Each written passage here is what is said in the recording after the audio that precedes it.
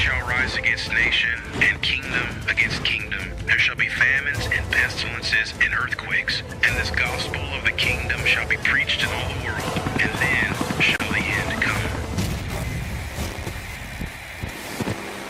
Tell us, when will these things be? And what will be the sign of your coming and of the end of the age?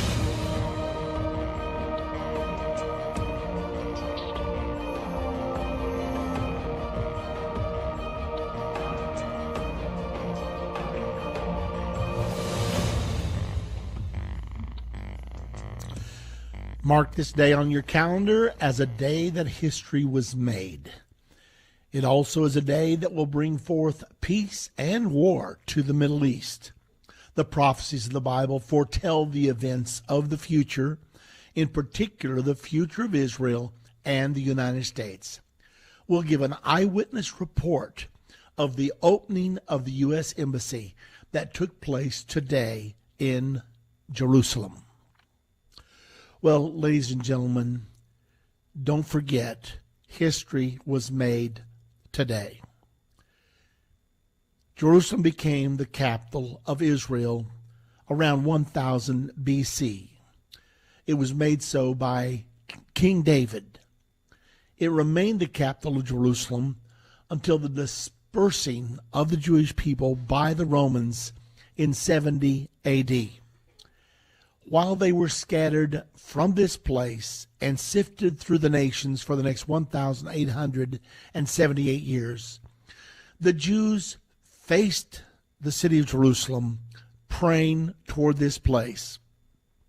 Solomon, when he dedicated the temple on the Temple Mount, Solomon being the son of King David, requested of the Lord, if this people are scattered because of their transgressions, if in their bondage and in their slavery they turn their face toward this place, I'm asking you to hear their prayer and to gather them once again. So for 1,878 years, Jews would turn their faces toward the city of Jerusalem, wherever they were in the world, and they would make their prayers to someday be regathered. Fortunately, it was prophesied in the Bible that that prayer would someday be answered, even though it would take almost 2,000 years. The prayer has now been answered. There's one other interesting thing about all this.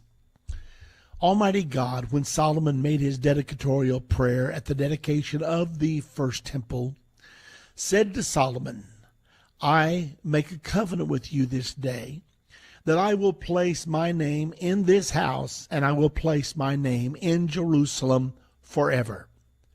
Quite a pronunciation for the God of the universe to say, I'm honoring what you've done to build me a house here, and I will place my name there forever. Satan heard that and said, well, if you want your name there, then of course I want my name there. The conflicts over Jerusalem began. There have been more wars fought over this city, the city of Jerusalem, than any other city on the planet. Think of that. Why? It's not strategic economically nor militarily, but spiritually, absolutely. So the struggles over Jerusalem began, and they're not over. Nevertheless, President Donald Trump, knowing that a decision had to be made, knowing that there was a law on the books in the United States of America, the Jerusalem Embassy Act of 1995, stating that the embassy should be moved to Jerusalem, unless he signed a waiver stating it would endanger national security. He knew it wasn't true that it would endanger national security, so he said he would do the honorable thing, a thing that he promised during his campaign. He was going to recognize Jerusalem as the capital of Israel, and he's only recognizing reality because it's been the capital of Israel for the last 3,000 years. So he said he would recognize Jerusalem as the capital of Israel which he did on December the 6th of 2017. And then today, the embassy was opened that will serve as the U.S. Embassy in Jerusalem from this point forward. Now, the whole nations of the world suddenly were thrown into travail and conflict. Now, think about this. Every other nation on earth picks its capital, and no one says a word about it. They all just recognize it. They move their embassies there. But when the Israel said our capital is Jerusalem, it's like all the nations went into a state of horrible convulsions. Oh, you can't do that. The United Nations says you cannot have Jerusalem as your capital. The United Nations allows all other nations to have their capital in their chosen place, except for one nation. Out of 193 nations, only one nation is refused the privilege of naming their own capital, Israel, the city of Jerusalem. There's a lot more to this than meets the eye, but we're going to tell you about this historic occasion that we witnessed firsthand right here in the city of Jerusalem. It has everything to do with history and everything to do with the fulfillment of the prophecies of the end time.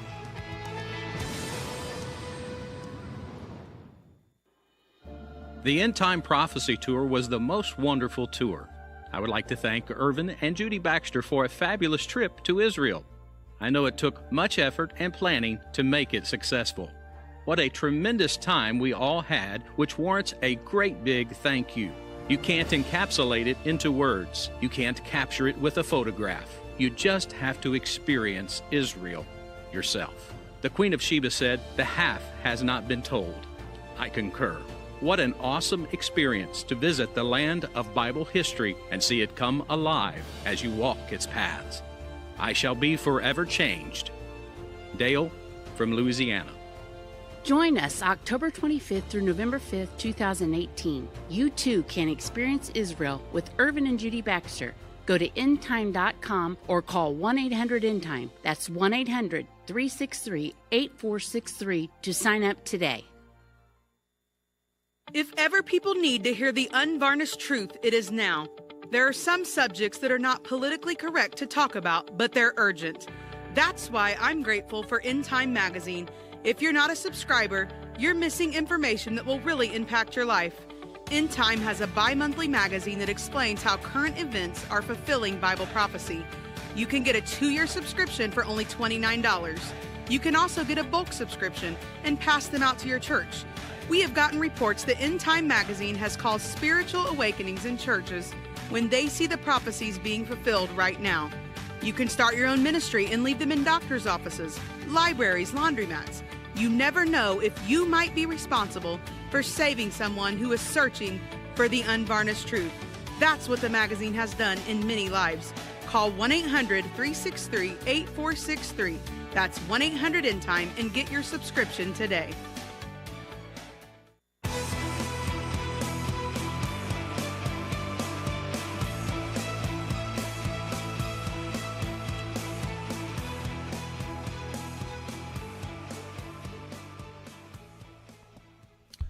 The enemies of Israel seized upon this day to do everything in their power to disrupt 10,000 people from Gaza, motivated by Hamas, funded by Iran, pushed toward the border fence in southern Israel. The forces of Israel were ready. They were not going to allow them to spoil this historic day. So they warned them, stay away from the border fence. Many of them disregarded that warning. They moved to the fence, attempted to cut holes in it, attempted to tear it down. They sent kites over the top of the fence, some of them laden with explosives to set the fields of Israel on fire. And the conflict continued all day long. The latest report, around 50 died down there that day.